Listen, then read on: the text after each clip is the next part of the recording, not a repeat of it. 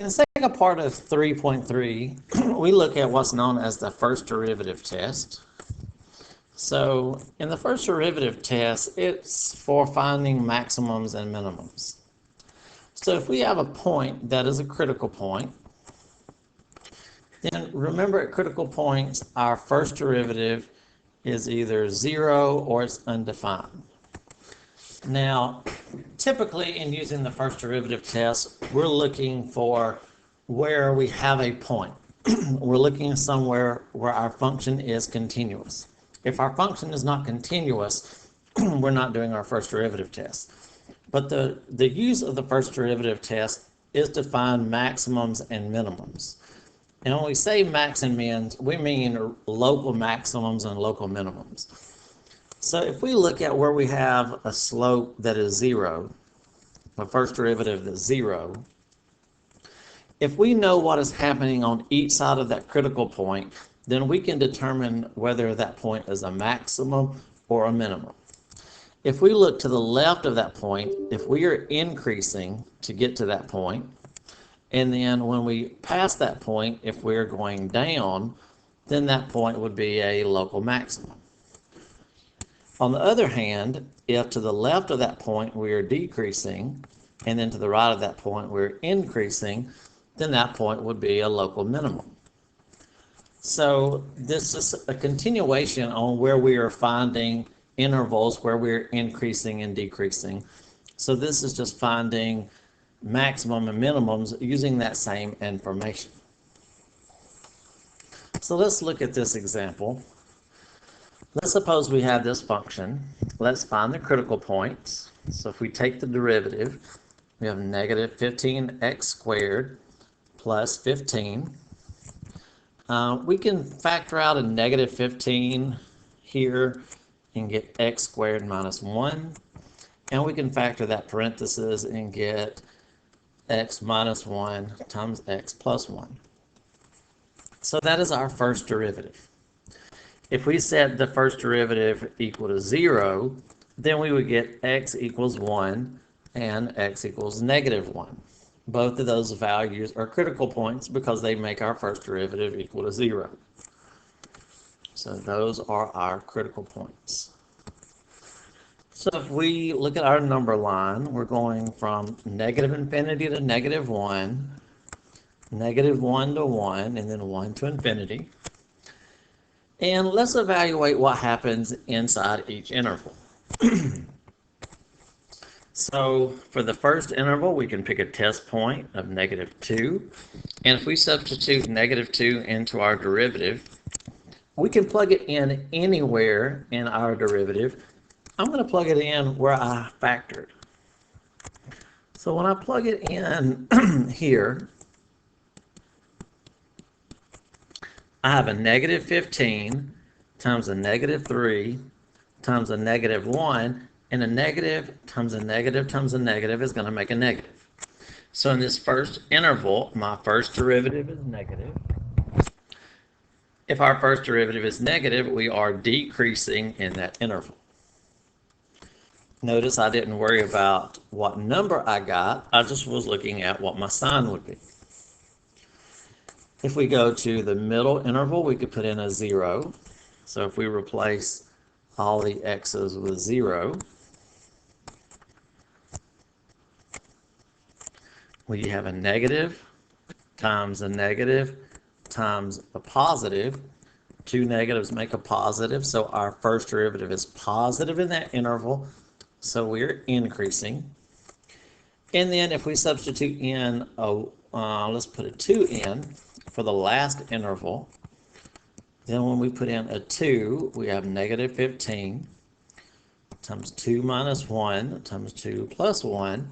So we get a negative times a positive, which is negative. Remember, we're plugging this into our first derivative, so our first derivative is negative, which tells us we're decreasing. So since negative 1 is an x value where we're continuous, if I'm decreasing on the left side and then increasing on the right side, Then when x is -1, that's going to be a local minimum. So when x is -1, that's a minimum. When we get over to an x value of +1, then we're going from increasing to decreasing. So when x is +1, that's a local maximum. There may be points that are higher on the graph or points that are lower on the graph, but in that region, since we go from up to down, that point is a maximum. Since we go from down to up, at that point we would have a minimum. So that's what is known as the first derivative test. At a point where we're continuous, if we go from down to up, that's a minimum. Up to down, that's a maximum. Now, if we actually need to know the exact point, then to get the y value, remember you would substitute that back into the original function. So the minimum is when x is -1, so we would substitute -1 into the original function. -1 cubed is -1 times -5. 15 times -1 plus 9, so that's -10 plus 9, so -1. So when x is -1, y is -1, so that's our minimum, our local minimum. And then if we substitute a +1 in, that's our maximum, so 1 cubed times -5, 15 times 1, plus 9, so this time we get +10 plus 9, so 19 when x is 1, and that would be our local maximum. So just applying what we know about increasing and decreasing at critical points, and that'll tell us where we have maximums and minimums. Now let's do the same thing with this one. This one, we're just looking at the interval that goes from 0 to 2 pi. So they ask us several things. They're going to ask where we're increasing and decreasing, and then they're going to ask about maximums and minimums. So we need critical points. So we need to take our derivative. And if we're going to take our derivative, let's rewrite our function just a little bit. Instead of calling that sine squared x, let's call that sine x, all of that squared, because we're going to have to use the chain rule to take that derivative. 8 is a coefficient, and then to take the derivative of this, the outside function is something squared. So bring the 2 down, do that to the 1 less power, times the derivative of the inside function. The inside function is sine, so that derivative is cosine. For the second term, 8 is a coefficient. The derivative of sine is cosine. So we get that our first derivative is 16 sine x cosine x plus 8 cosine x. So to get our critical points, we set that equal to 0. Factor out an 8 cosine x. That leaves us with a 2 sine x for the first term, a 1 for the second. If we set each factor equal to 0, 8 can't equal 0, but cosine can equal 0, and the parenthesis can equal 0. For the parentheses, if we solve that for sine, subtract 1 and divide by 2, so that's whenever sine is -1/2. So between 0 and 2 pi, cosine is 0 at pi over 2 and at 3 pi over 2. Sine is -1/2 in the third and in the fourth quadrants. So that's going to be at 7 pi over 6 and at 11 pi over 6. So we get 4 critical points. So if we put those on our number line, and I'm just going to redraw a number line down here. The first critical point we come to is pi over 2. The next one we come to is 7 pi over 6. and then 3 pi over 2, and the last one is 11 pi over 6. And we start at 0, and we're going to 2 pi. So again, using the unit circle will be helpful to find these angles for which cosine and sine are those values. So if we need to find out where we are increasing or decreasing, we need to check a point in each of those intervals. But notice we have 1, 2, 3, 4, 5 intervals. It may help to get decimal approximations for each of those so that we can know what kind of numbers to plug in. So for pi over 2, that's about 1.57. For 7 pi over 6, that's about 3.67. For 3 pi over 2, that's about 5.76. For 11 pi over 6,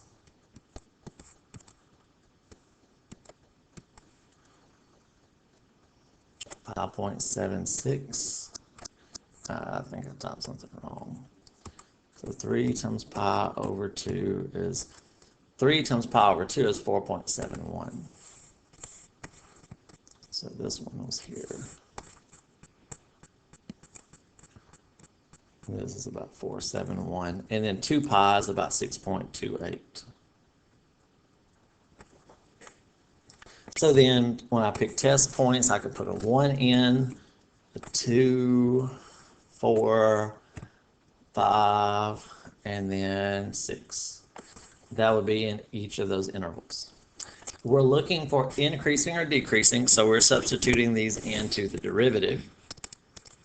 Remember that our derivative, when we factor our derivative is 8 times cosine times 2 sine x plus 1. You can leave it in that form, or you could leave it in the unfactored form. Either way is fine. So we want to substitute in to that derivative.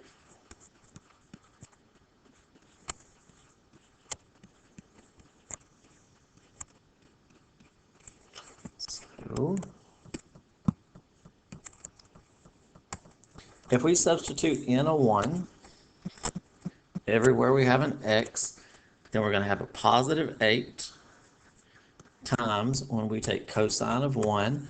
Notice that's in radians, so cosine of 1 is positive. Times when we take 2 times sine of 1 plus 1.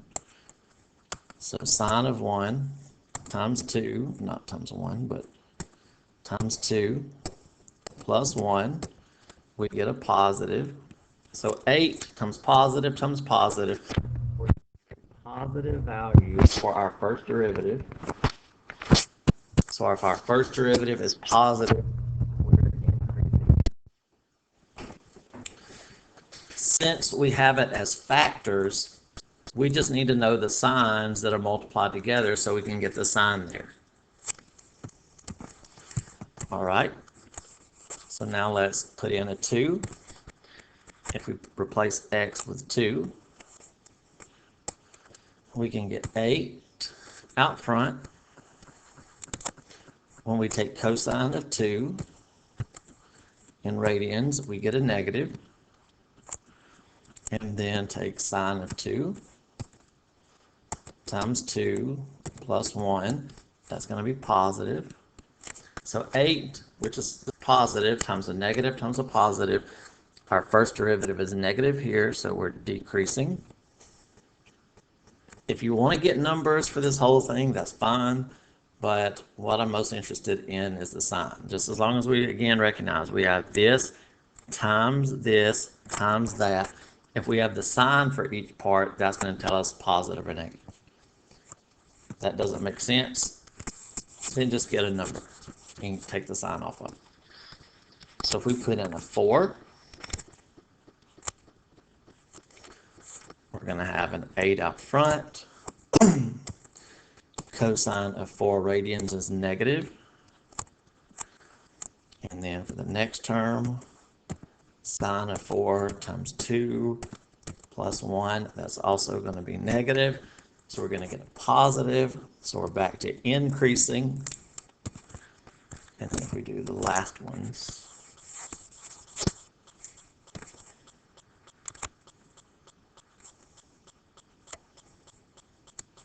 eight, cosine of 5 is positive. Sine of 5 times 2 plus 1, that's going to be negative. So that's going to be negative. So we're decreasing. And then lastly,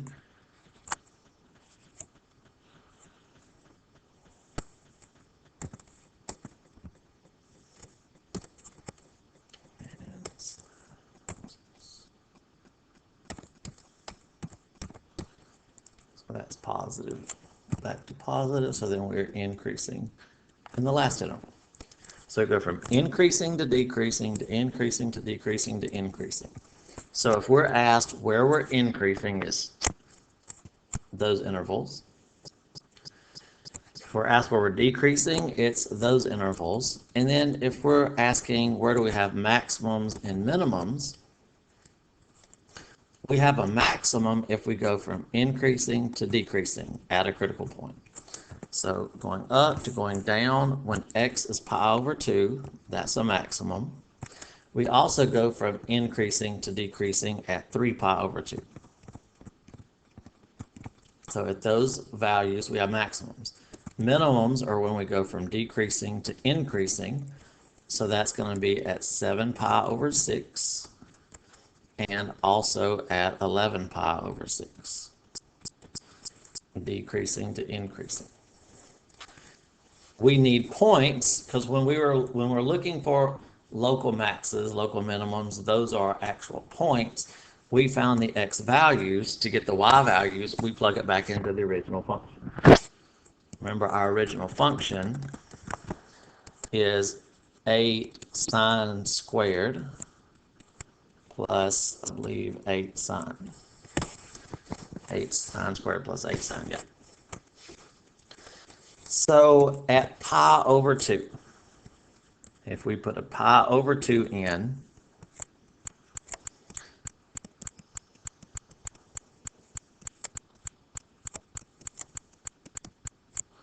oops, 8 sine. At pi over 2, sine is 1. 1 squared is 1 times 8. Again, sine of pi over 2 is 1 times 8. So we get a y value of 16 here. If we put in a 3 pi over 2, sine at 3 pi over 2 is negative 1.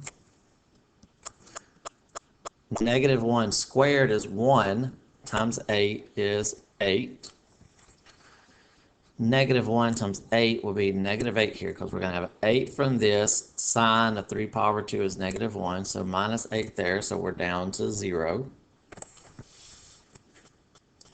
And then we have the other two. So let me erase.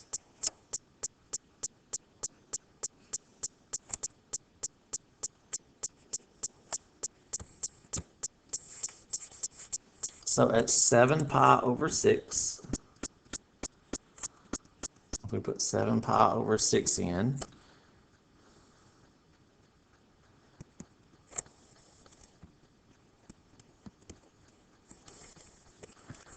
put my sign on the inside there.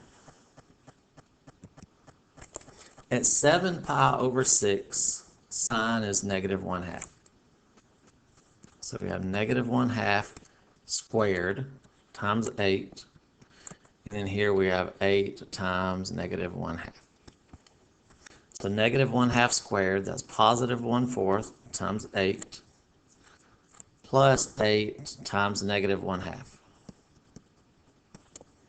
So that's 2 minus 4.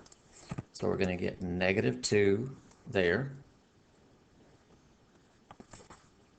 2 minus 4. And then if we put in an 11 pi over 6, we're going to have 8 times at 11 pi over 6, sine is also negative 1/2, so negative 1/2 squared, 8 times negative 1/2. So we're going to get the same thing. We're going to get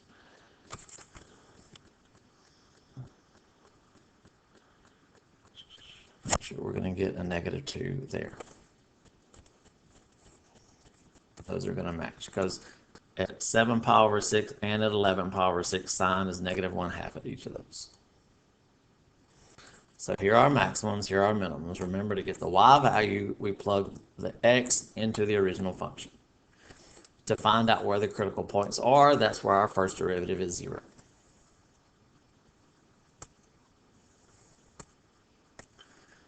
All right, let's take a look at this one. And it asks us to describe the motion of this particle.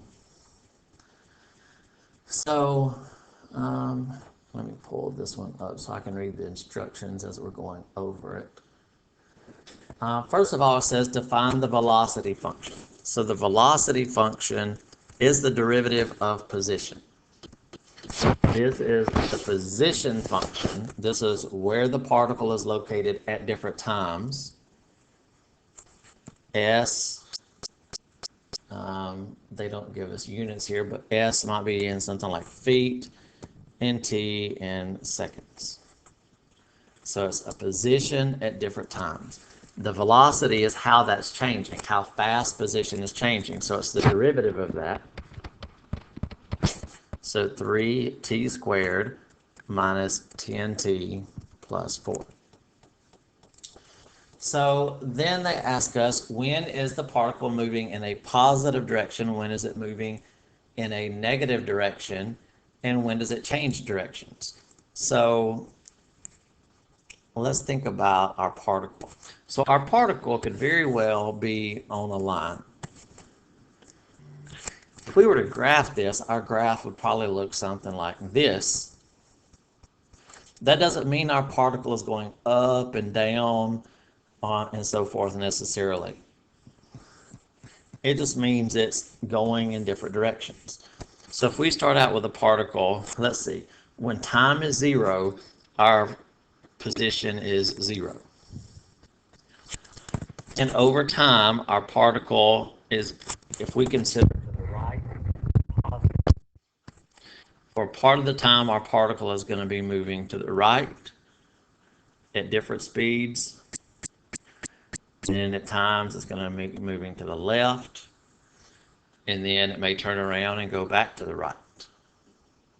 So when we see a graph that looks like this, if that's a time versus position graph, don't always assume that the particle is going in this direction. This just represents how far from the starting point it is. That could be a vertical position, it could be a horizontal position. So again, let's move our y-axis to here.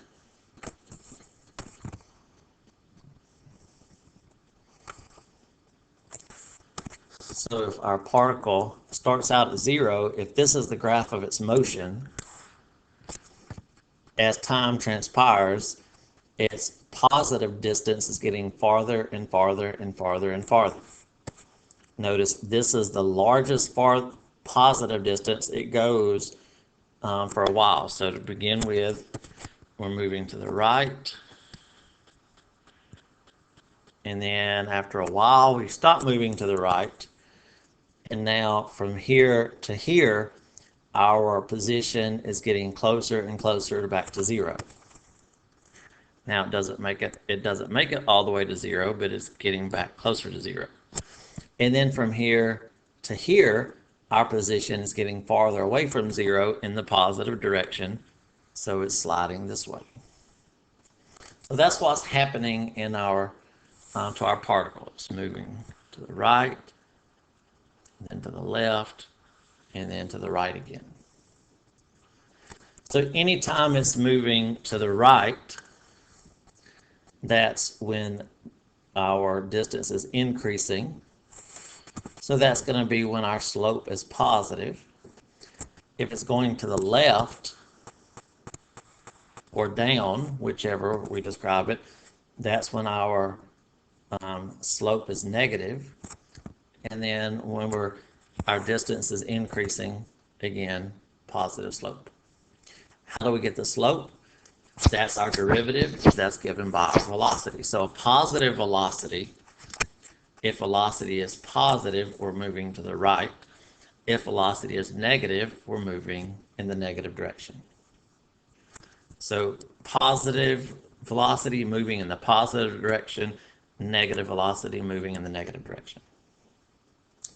So when is the particle moving in the positive direction? So we need our critical point. So those are when our velocities are zero. So take our velocity function, set it equal to zero. That will give us our critical points.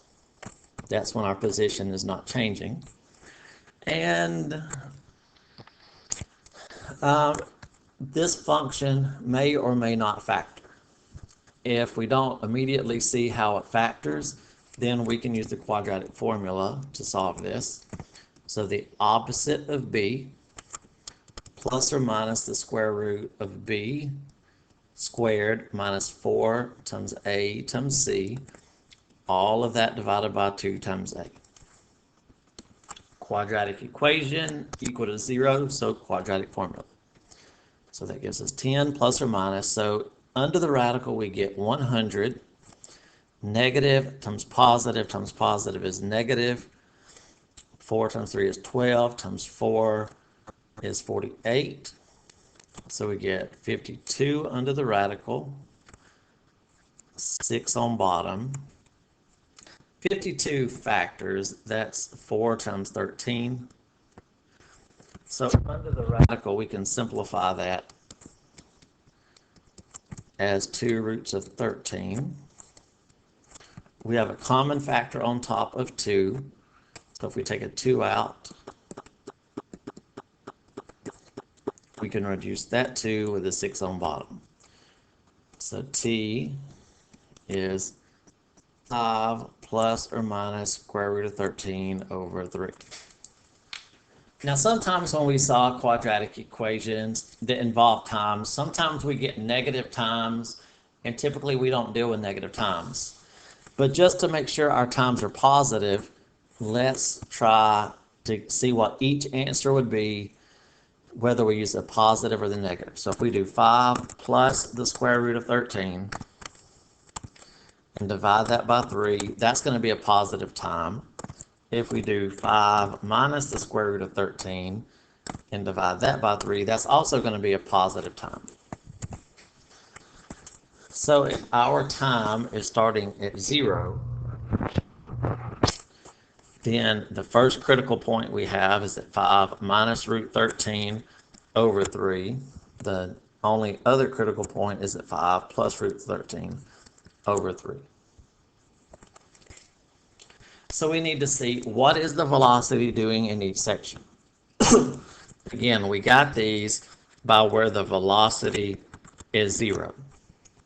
So we want to check in each section, is the velocity positive, so it's increasing, or negative, so we're decreasing. So we got as a decimal, this was about 0.47. So we can pick a decimal in this interval. Let's see, 5 plus root 13 over 3. We got that about 2.87. So 2 would be in this interval, and then pick a number larger than that. So we can substitute each of those into our velocity function and see what our sign is. So if we put in a 0.1, remember our velocity function is 3 times our time squared minus 10 times our time plus 4. So 0.1 squared, that's times 3. So that's our first term, minus the result of 10 times 0.1. That's our second term, plus 4. So we get a positive velocity. let's put the V here, so our velocity is positive here. A positive velocity means we're moving to the right, or we're increasing. If we put a 2 in for time, 3 times 2 squared minus 10 times 2 plus 4. So 2 squared is 4 times 3, that's 12, minus 20 plus 4. So we get a negative. So we get a negative velocity here, so that means we're moving in the negative direction. If it's horizontal, that's to the left, which I would anticipate we're moving back to the right in the other one. So if we put in a 3, 3 squared is 9, times 3 is 27, minus 10 times 3 is minus 30, plus 4. So that gives us a 1. So our velocity is positive there. So if we're horizontal, that's moving back to the right. Actually, the problem doesn't tell us left, right, or up or down. So in this one, since our velocity is positive, we're moving in the positive direction. Since here, our velocity is negative, that means we're moving in the negative direction and then back to the positive direction here.